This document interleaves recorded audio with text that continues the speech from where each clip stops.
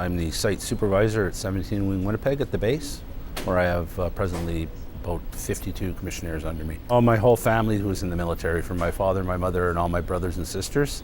So I joined in 1977, originally in the Army, and then after doing a couple winters in Shiloh, I decided that that was not very nice. So I transferred to the Navy, and once in the Navy I became a clearance diver, and I posted mostly to Halifax.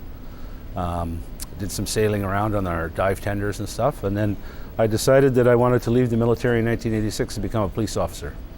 So I joined Winnipeg Police Service, but I stayed in the military in the reserves.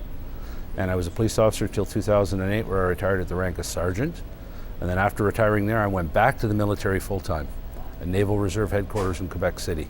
And at that point in time, I probably had 235 personnel under me, spread out across Canada in 17 different dive teams. And when my contract ended with the military in 2014, I did a year and a half in Kenya, East Africa, as operations and security manager for a company out of the UK. And then when that contract ended, I came back home, and that's when I decided I better do something, so I went to the Commissionaires. My daughter was kind of bugging me a bit, saying, like, are you just going to hang out, or? So I decided I better get a job. I never really thought about the Commissionaires, but the headquarters is right by my house. And of course, having been in the military, I've dealt with Commissionaires before when I was a member in uniform, and never really understood much about them. So I thought, I better go check this out. So I did, and they hired me. The Medal of Military Merit, and I have the Queen's Golden Jubilee, my Canadian Forces Decoration with 2 clasps. I have my Police Officer Exemplary Service Medal, and I have the Attorney General's Medal for Excellence in Law Enforcement Bravery Division.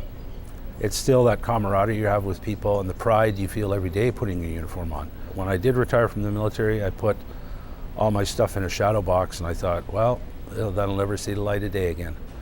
And now you're taking it off for the last time and hanging it up. And of course, the rule is you're not allowed to wear these after you retire, unless you belong to the Commissionaires.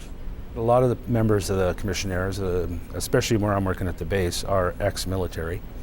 So they're like-minded individuals. I understand them, they understand me.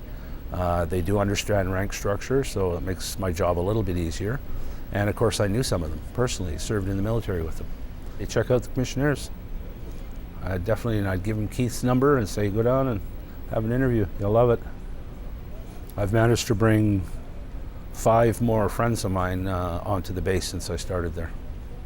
So they were doing the same thing, wondering what to do, so sort of wandering around looking for jobs, and I convinced them to go down and sign up, and now they work for me at the base.